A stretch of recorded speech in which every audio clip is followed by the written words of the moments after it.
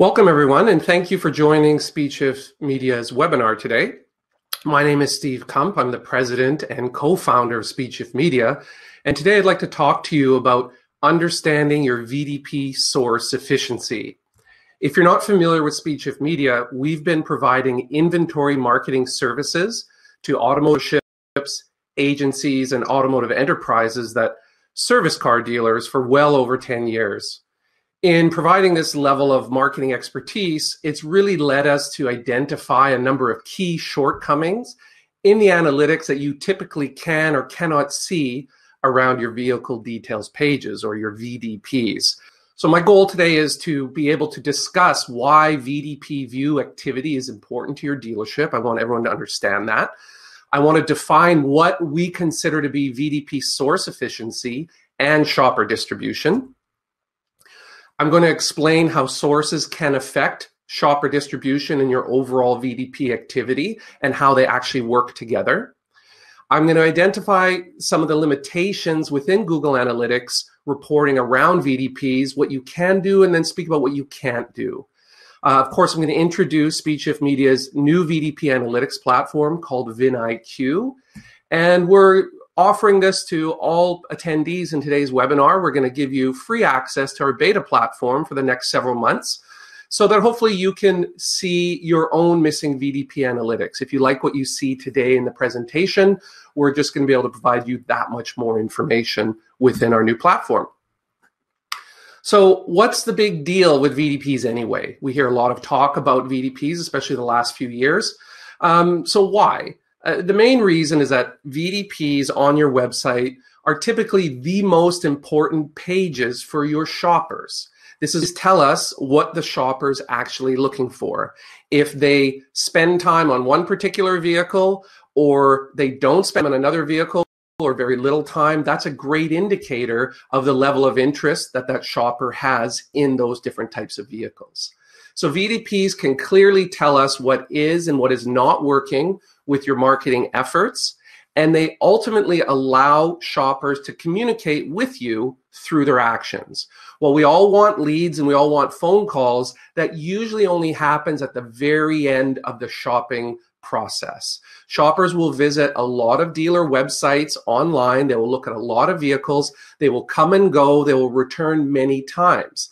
But most shoppers only submit leads and contact information right near the end of the process. And we see that with return traffic, which I'm going to speak to a lot today about how we have to understand what is exactly happening with our different marketing sources and how they all work together to get that shopper to that final point and hopefully have that shopper remaining with our dealership. So again, on the far left of the chart, that's day 30 before the vehicle's sold.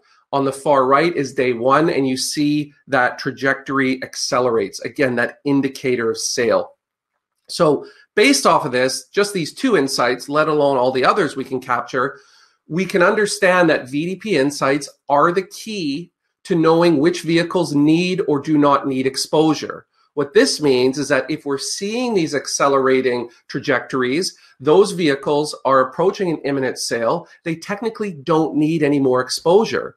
But vehicles that are not generating any of this level of activity are in need of additional exposure. So another way to put it is these insights are key to knowing which vehicles should or maybe should not be marketed. And that's how we operate in our business. When we see the trajectory of key insights accelerating, we remove that vehicle from the marketing efforts. That way we can save spend for 4 or 5 days on individual vehicles, and we can allocate it toward vehicles that need it. So understanding these VDP insights is really critical to gaining optimum efficiency, save spend for 4 or 5 days on individual vehicles, and we can allocate it toward vehicles that need it. So understanding these VDP insights is really critical to gaining optimum efficiency from your marketing efforts. There's 3 typical methods to tracking VDP activity in GA. You can use data segments, you can use filtered views, and you can use Google Goals. All of these methods have key shortcomings for VDP-centric insights. You still may want to use them, of course, just to get additional insights, but you have to understand it's not clearly going to tell you which vehicles are getting activity. It will sort of tell you, but it's not clearly going to tell you. You can't just say, this VIN and that VIN. You're going to have to do a lot of work to convert those URLs into your specific vehicles.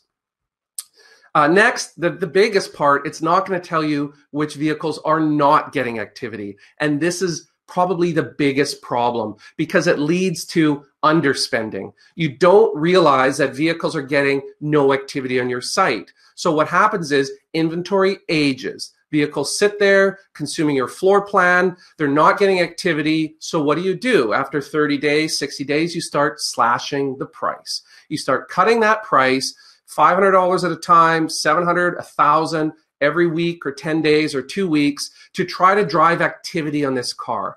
And you're generally probably looking at that activity from your third-party listing sites first. These cars aren't getting any views on Car Gurus or Cars.com. And your initial gut instinct is to drop the price, to move that car up higher in the deal badging, which makes sense. You're going to get visual or VDP views on those sites. You're going to get some spillover referral traffic to your own site. But the problem is you can mark down your vehicles by several thousands of dollars and really, and take a month or 2 or 3 to do that. And you might have been better off at applying $200-300 of direct spend against that vehicle to instantiate the traffic activity, get some paid traffic onto the site. As I mentioned before, you're going to get some automatic referral traffic growth, some direct traffic and organic traffic growth. But more importantly, if you get some views on this vehicle, your retargeting platforms are going to start to push these vehicles in front of people. They're not going to retarget a vehicle that's never been seen. So rather than slash a price by $3-4 grand and wait 60 days, be proactive, see the vehicles that aren't getting activity early and put some dollars against them. Do yourself a favor in order to have a chance to make these vehicles successful. But you can't even see this stuff today. It's why I'm so focused on trying to bring this forward and let you understand what's happening. We believe we have a solution. VIN IQ is an advanced automotive specific inventory analytics platform for dealerships that we built to address everything I've described before. Because we've been doing inventory marketing, like I said at the beginning, for 10 plus years, and we have been exposed to all this granular data and shortcomings of the reporting platforms, the misinterpretation of what we're looking at, the apples to oranges comparison I alluded to earlier, the misunderstanding of even advanced experienced marketers who do not understand how sources work together. So we want to show you that, and we're going to make our beta platform available to our dealers for free because we want this data in your hands. So let me quickly tell you what this is, and then we can wrap up this webinar.